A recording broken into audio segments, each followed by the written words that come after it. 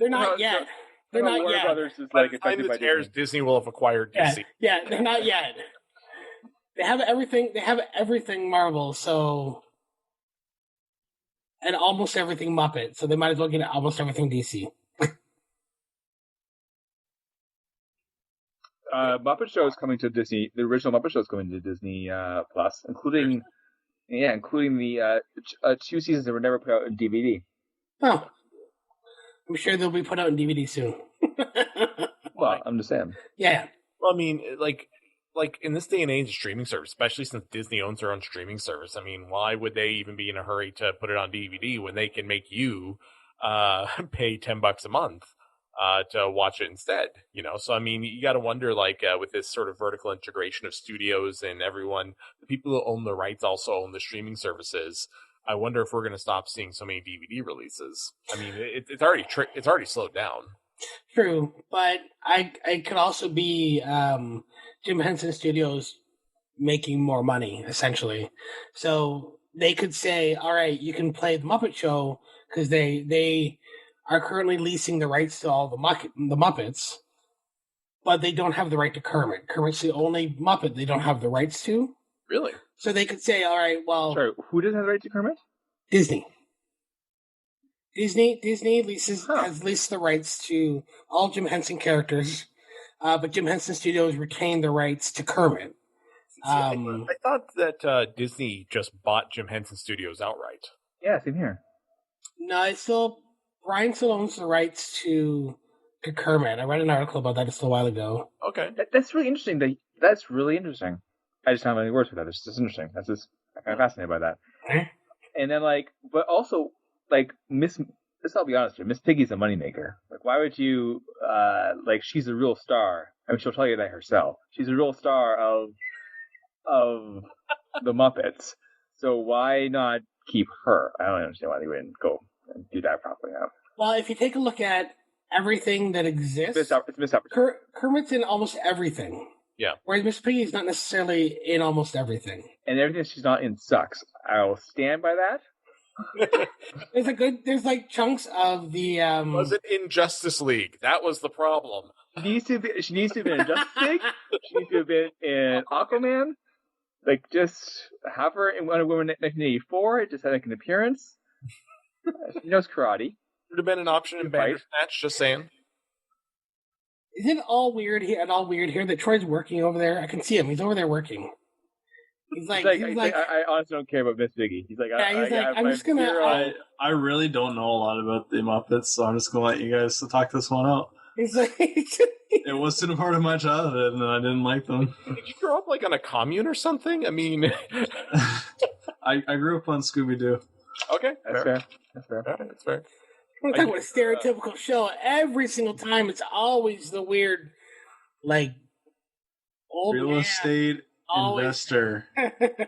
Yes. But it's capitalism. Basically, they're bringing down capitalism. You know, I've been watching Supernatural for a long time now, and I actually got to, I think I'm on season 12. The Scooby Doo episode. There's a Scooby Doo episode, and I was like, "Holy shit, this is awesome!" Because Dean professes to love Scooby Doo constantly. Yeah. And it's so good. They get sucked into the Scooby Doo, the animation world. Oh, it's so good. Such a good filler episode. I tried with Supernatural. I tried to, and now it's intimidating.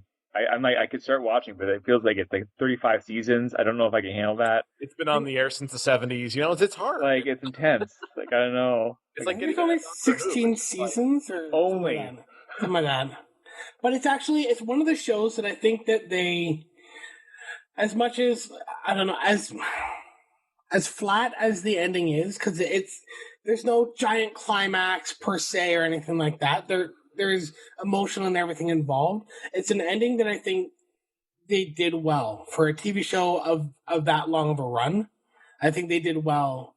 There was no everybody's trapped in a snow globe or anything weird. It was all a dream. Yeah, anything weird like that. I think the ending was really. I think they did it well. I think after 17 seasons, if they pulled a Bob Newhart on this thing and said it was all a dream, there would be riots in the streets. I would, all my geek friends who are Supernatural nerds would have probably out, there'd been blood. There'd been blood in the gutters. That would have been happening. It would have been nuts.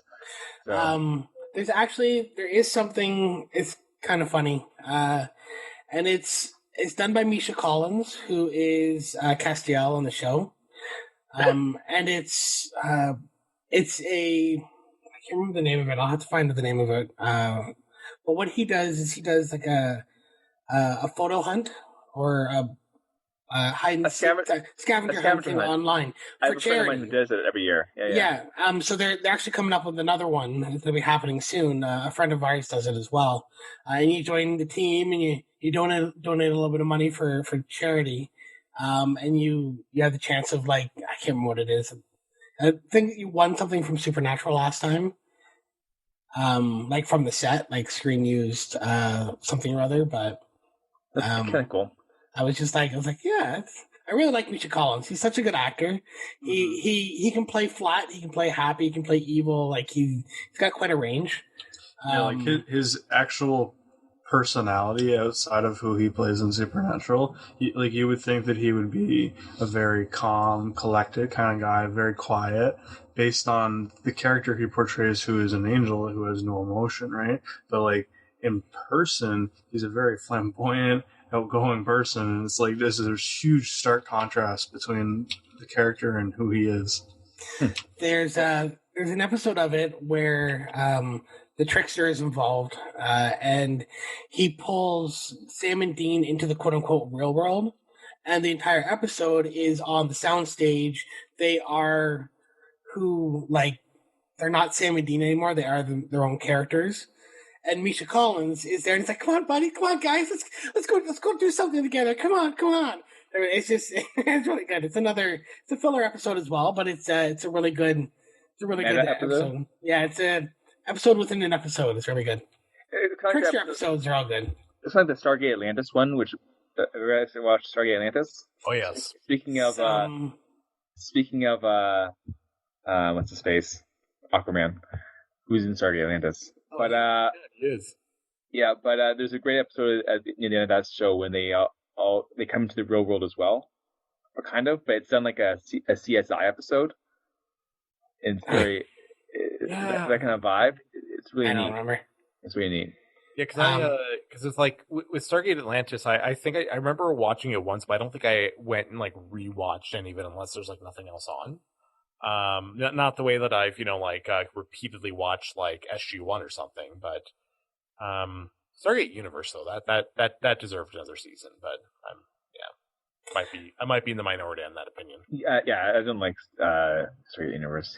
And we actually know of somebody who was who I don't know if you actually met Aquaman guy. I can't remember his name right now. Jason Momoa. Yeah, I don't know if he actually met Jason Momoa, but he was on set with him during that casting in St. Thomas or whatever. Oh, cool. Well, when they did that other film, like Blind or like C, called C. Like, I never saw it. The premise looked a little. Yeah, it looks dumb, but still, he was an extra in it, and I'm just like, that guy. I know that guy. Well, I know of that guy. I know him, kind of. I know of that guy. I know of that guy. I've had conversations with that guy before. I know his girlfriend, wife person. Girlfriend, wife person. I've heard of man, woman, television. Man, woman, television. Camera. Ashtray. Wait, what? It's a Trump. Rod, you're a stable genius. Thank you. It's a Trump thing. He goes, man, woman, camera, TV.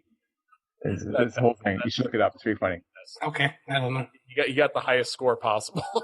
I like you just by being able to memorize basic concepts. Good for you, Trump. Good for you, buddy. I watched a movie last week on Amazon called Greenland. I've heard of this. I've heard of it. And it's like it has Gerard Butler. I haven't seen a Gerard Butler movie since 300. I don't think, because I think Gerard Butler his presence just irritates me for some reason. I don't know why. You decided to watch the movie. But I decided to watch this movie because I was in the mood for a dumb disaster movie. Seems to be a theme.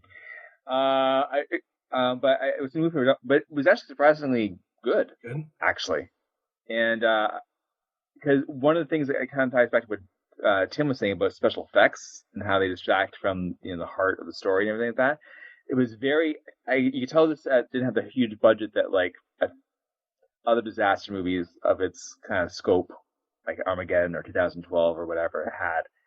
And so a lot of the disaster, like some of the disaster was upfront and personal, but a lot of the disaster was kind of seen on TV or in the distance as this comet or raining down on Earth, right? So you see it at various points, and it's told primarily from the perspective of these three characters, this family, as they're trying to get to safety, basically, and this focuses solely kind of on their lives and the troubles they face. So it's very well done. Okay, We'll check it out. we started watching The Newsstand. Oh, How is it? It's good. Like not the main character. Sorry, that doesn't make any sense because there's no main character per se. But the what is his name? Harland. I think his name is. What, Redmond? Is she Redmond? No. Howard the Duck? I'd watch that. No, the evil guy in camp. Randall Flagg? No, that's the evil guy in the planet. Oh, She. yeah, I know who you're talking about. Yeah, I know who you're I talking can't remember what his name is for the life of me. Anyway, he plays a really good character. Harold, that's it. He plays a really good character. Like that actor, I am honestly creeped out by that actor. He watching him on screen. I'm like, all right. So after this, we're gonna watch a cooking show to wash out the the creepiness of that guy in my brain before I go to sleep. He's meant to be like. Have you ever read the books? Anyone read the books at all? The book at all? My wife has. It's so good. Like one of my favorite books of all time. But, Yeah, I was nervous about the show. Creepy.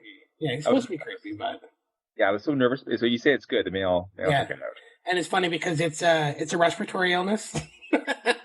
Oh, During a pandemic with a respiratory illness. Yeah. Super flu. Yeah, so I just thought it was kind of funny. Captain Trips, yeah. Yeah. All right. Anyway, so it's been an hour. Yep, it's 5:30. So it time is. for Tim to make his supper. Make some dinner. chops. And I gotta. Yay! Pork chops. Hey. Pork chops. Tim, Troy will be there in about 4 hours to eat some of them for you. Whatever you can eat. Sounds good to me. We're splitting one Costco pork chop. You and Tim, or you and Tim, or you and Laura? Myself. Because Tim can eat all of them. Troy can eat all of them, so that's fine. Oh yeah. I have noticed Whole that. pack. You do notice that on Weight Watchers type of thing. It's I can't eat a whole chicken breast to myself anymore, or a whole steak. Pretty much, we pretty much cut them in half. Oh. It's kind of nice. Laura and I split a 24-ounce porterhouse last night for Valentine's Day. Well, I had All night though. I had a bunch of crab, and she had lamb chops, so or lamb pops, really. Look very nice. Anyways, all right. Well, thank you all for joining. Thanks to everybody who's going to be listening really soon. We have to. All right, and have a good night. All right. Bye. Bye. Hey. Good night. Bye.